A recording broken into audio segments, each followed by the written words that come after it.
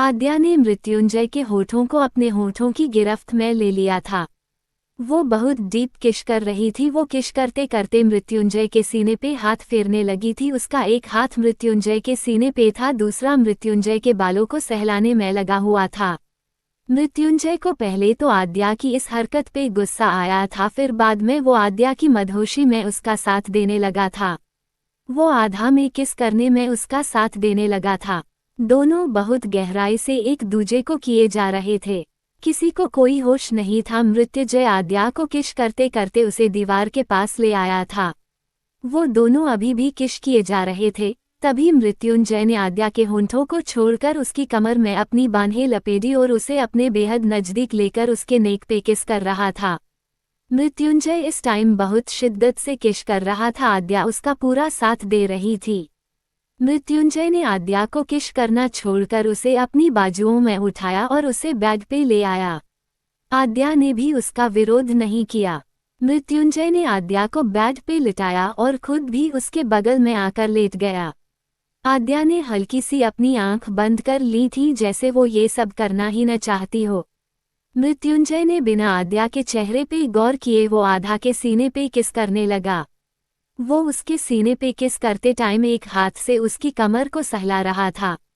तभी किस करते करते मृत्युंजय ने आद्या के सीने से उसकी साड़ी के पल्ले को हटाना चाहा। तभी आद्या ने पूरी एनर्जी के साथ मृत्युंजय को धक्का दिया और उसके नीचे से उठकर बेड से उतरकर दूर जाकर थोड़ी नफरत के साथ उसे देखने लगी। मृत्युंजय उसकी इस हरकत को समझ नहीं पाया। वो उसकी ओर आश्चर्य और सवालिया नजरों से देखने लगा और अपनी जगह से उठकर वो भी बेड से उतरकर खड़ा हो गया। तभी आद्या बोली, क्या हुआ मिस्टर राठौर, अभी ऐसे क्या देख रहे हूँ? थोड़ी देर पहले तो बड़ा ज्ञान दिया जा रहा था, बहुत बड़ी बड़ी बातें की जा रही थीं, और यहाँ तक मुझे सुनाई पड़ा। आपके हिसाब से मैं आपके आगे बगैर कपड़ों के भी आ जाऊंगी, तब भी तुम मेरी तरफ नजर उठाकर नहीं देखोगे। मुझे छूना तो दूर की बात, आद्या ने व्यंग और गुस्से से कहा। फिर बोली, मिस्टर राठौर अपनी ही कही हुई बात को भूल गए। आप तो एक दिन भी अपनी बात पे अमल नहीं कर पाए, जबकि मैं तो पूरे कपड़े के साथ आपके सामने थी। उल्टा आप खुद मेरे कपड़े उतारने को उतारू हो रहे थे। तो आप एक दिन सब्र नहीं कर सके तो आगे आप क्या अपनी बात पे अमल करोगे? इसलिए आगे से मुझे कुछ कहने से पहले सोच लेना, कर खुद की कही बात पे अमल करने की कोशिश करना। इतना कह के आद्या बेड पे पड़ी हुई अपनी साड़ी को लेकर वॉशरूम में चली गई। मृत्युंजय आद्या की इस हरकत ले गुस्से से आग की तरह दहक उठा। उसे इस टाइम आद्या पे बहुत गुस्सा आ रहा था, पर अपने गुस्से को कंट्रोल करके रह गया। गुस्से के मारे मृत्युंजय की आंखें लाल हो गई थी, उसके माथे की नसें उभरकर बाहर हो रही थीं। मृत्युंजय खुद से बोला, तुम्हारी इस हरकत का जवाब आई तुमको बहुत जल्द मिलेगा। तुम्हारी ये हरकत मैं याद रखूंगा। तुमने एक और वजह दे दी तुमसे नफरत करने की। सच में तुम बहुत ही घमंडी और बदतमीज लड़की हो। बहुत घमंड है न तुमको खुद पे देखना। एक दिन तुम्हारे इस घमंड को चूर चूर न कर दिया तो कहना।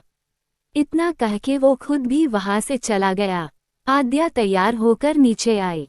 आज उसका शादी के बाद पहला दिन था, तो न चाहते हुए भी आधा नीचे आकर सबसे पहले दादी के और दादू के पैर छूती है। इसके बाद सभी बड़ों का आशीर्वाद लेती है।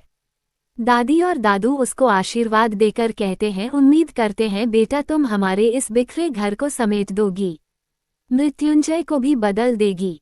आद्या सुनकर चुप हो गई। वो कुछ न बोली, और बोलती भी तो क्या, वो खुद नहीं जानती थी कि आगे क्या होगा। उसे तो अपने घर जाने की जल्दी थी। वो अभी बैठकर बात कर ही रही थी कि उसका भाई और दीदी दोनों ही आए थे। दोनों को देख आद्या भागकर उनके पास गई और दोनों को गले लग गई। आद्या दोनों को अंदर लेके आई। दोनों ने सभी से मिलकर आशीर्वाद लिया और वहीं बैठ गए। थोड़ी देर में ही वहां मृत्युंजय आ गया। मृत्युंजय सबके आगे दिखावा करते हुए आद्या के भाई और बहन से बहुत प्यार से पेश आ रहा था। वो लोग बैठकर ब्रेकफास्ट करते हैं सब। उसके बाद आद्या का भाई बोलता है, अब हम लोग आद्या को लेके जाने की इजाज़त चाहते हैं। बेशक शादी कैसे भी हालातों में हुई हो, पर आद्या को अपनी पग फेरे के लिए लेने आए हैं। सबने उनकी हाँ में हाँ मिलाकर बोला, ठीक है आप लेके जाओ हमारी बहू को। शाम को मृत्युंजय आद्या को लेता आएगा। दादी ने मृत्युंजय को देखते हुए कहा। उनको डर था कहीं ये लड़का कुछ कह न दे। मृत्युंजय बोला, हाँ आप लोग जाए, मैं शाम को आ जाऊंगा। दादी ने राहत की सांस ली और आद्या को कुछ सामान के साथ उसके मायके भेज दिया। मायके आकर आद्या थोड़ा अच्छा महसूस कर रही थी। उसकी माँ भाभी सभी लोग उसकी ससुराल के बारे में पूछ रहे थे। सब लोगों को पूछता देख आद्या का मन हुआ कि वो मृत्युंजय का सच बता दे, पर अपने बाबा और माँ के मुंह से मृत्युंजय की इतनी तारीफ सुनकर और उनके द्वारा बताए सच को सुनकर आद्या कुछ न बोली।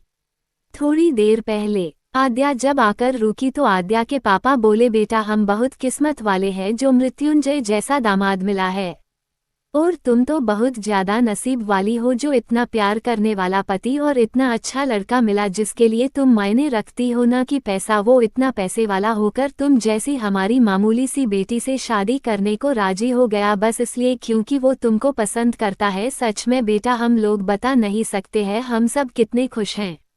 और पता है उसने हमारे सारे गहने घर के कागज जो हम लोगों ने गिरवी रखे थे तेरी शादी के लिए सब वापस करवा दिया।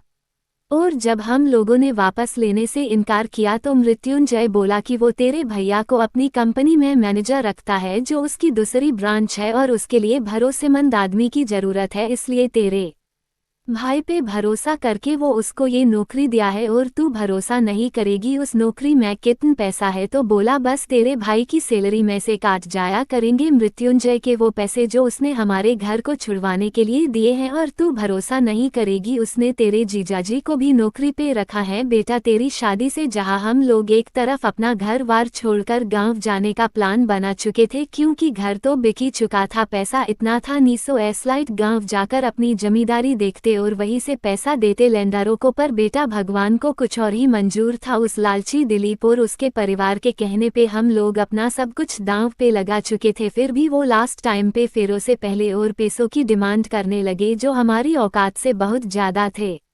पर जो हुआ अच्छा हुआ बेटा, वो लोग लालची थे और हमारी बेटी को हमने बचा लिया और देखो भगवान का न्याय, उसने हमको मृत्युंजय जैसा दामाद दिया और वो भी इतने पैसे वाला जो दिलीप जैसे लाखों करोड़ों आदमियों को रातों रात खरीद सकता है। और देखो मृत्युंजय को आज उसने तेरे भाई और जीजा को जो नौकरी दी है वो उस दिलीप के बाप के पैसों और दिलीप के पैसों को मिलाकर भी देखी जाए तब भी उससे बहुत ज्यादा पैसे होंगे। आद्या के बाबा बहुत खुश होकर ये बता रहे थे। उनकी बात सुनकर सब लोगों की आंखों में खुशी के आंसू थे। अब आद्या को समझ नहीं आया कि वो अपने घर वालों का सच, मृत्युंजय का सच कैसे बताए। कहानी आप लोगों के रिस्पॉन्स का वेट करती है। स्टार रेटिंग्स के पैसे नहीं लगते हैं, कमेंट के भी और स्टिकर आपकी मर्जी। क्रमश।